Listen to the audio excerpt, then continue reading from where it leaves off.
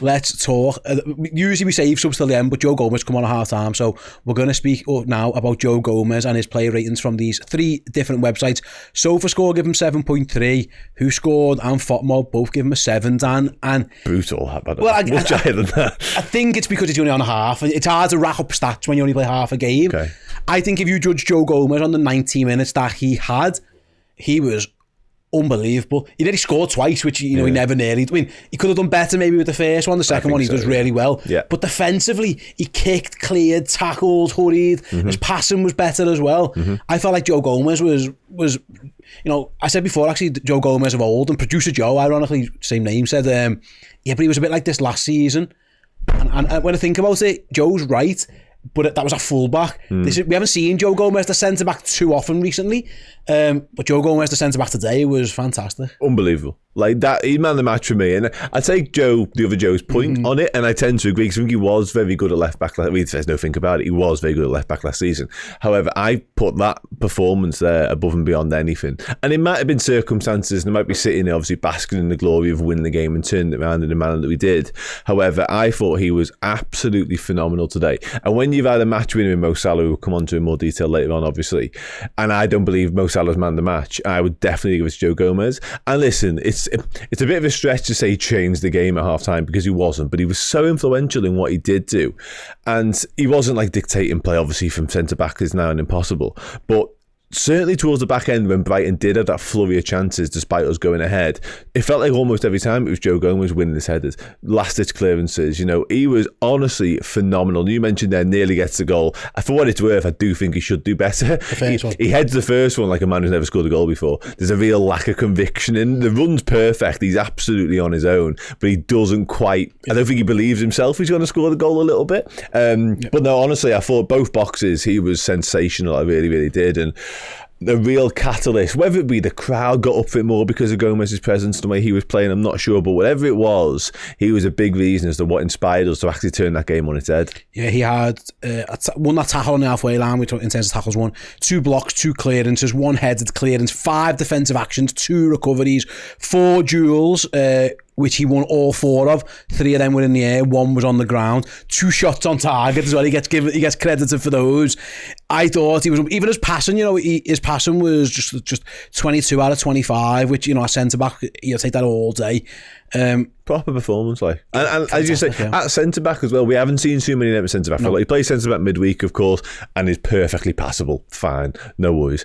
But that, from him today, was something else. Like, there's been a lot made of, obviously, Quansah. We're not going to spend time speaking about him now, but Gomez has definitely installed himself as the third-choice centre-back. Probably likes to play alongside Van Dijk for a few weeks now, you would imagine. And based on the evidence we've seen today, that's absolutely fine, because he was brilliant. I suppose as well, sticking on the Gomez feet, it's, you never want to change your centre half at half time. Like, you never really want to change your centre half full stop, really. Unless you're Eric Ten Hag, which he had the fascination for at Man United. I mean, Slot's done it a couple of times, but it's been because he felt like he had to do it. Yeah. You mentioned 2 45-minute changes, isn't it now, essentially? Yeah. But he's done it with Jello Quansah, Ipswich here, and he done it actually Jello Quansah in the midweek as well, where he thought that he was hooking someone off. Obviously, Ibou wasn't getting hooked off. He'd been injured.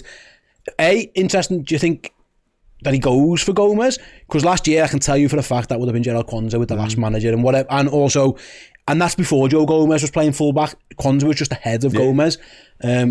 No real shock that it was Gomez for you? Not massively so. Quansah did enter my school of thought when obviously it became apparent that Konate couldn't continue. And you're right, I think Klopp would have been wedded to the Quansah one, because Quansah was outstanding last season. But where those two are at now in terms of pecking order, it always felt like it would probably be good. I guess the problem, if you like, with taking someone like Gomez off might have been the fact that he is such a utility man. He just changed what you can do in the dynamic of what you got available to your bench. However, having said that, when you've got Andy Robertson and Conor Bradley, natural right and left back, you're laughing, aren't you, ultimately? So Gomez is a bit of a free hit in that sense, so you can just pick based on who you perceive to be in the better moment as a centre-half.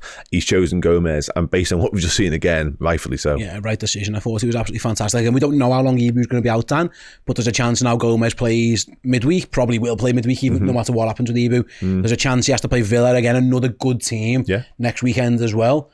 And based on today, it's a bit like Quivine Kelleher. You don't want your backup in, but you're okay with the backup. Shows how good the squad in certain areas can be and is. Yeah, and it shouldn't come as a huge shock to us all. Listen, if we'd have sat here 24 months ago after some of Joe Gomez's performances, we might have been writing him off career-wise because he wasn't at it, was he? As simple as that. It's worth mentioning. He wasn't involved in that first game of the season because there was talk he was going. Exactly. Liverpool were willing to let him go to Newcastle, then he didn't travel to the Ipswich game. Yeah.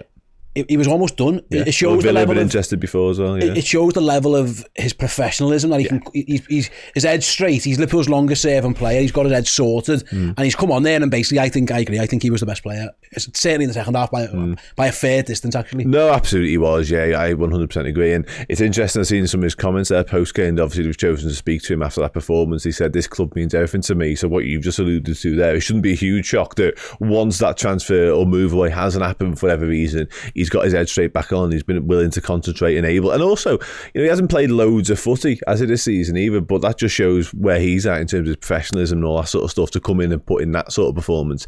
Is testament to the man. But yeah, I think you're right. I think the fact he is sort of the third choice and able to come in and we don't have any major qualms about it shouldn't sort of shock us massively so, because it speaks volumes, because I think we often forget how brilliant Joe Gomez was and is the footballer. He's had injury problems along the way. He's seemingly had crises of confidence as well on the way. Yeah. But when he's at it and when he's fit and when he's in form, he can play like that. Yeah, he was brilliant. You think he was the best player? Comfortably for me. There you go. Yeah, I think I tend to agree. Actually, Joe Gomez, absolutely fantastic. Great to see him back in some type of form, and Liverpool needs them. And boy, he delivered for them today.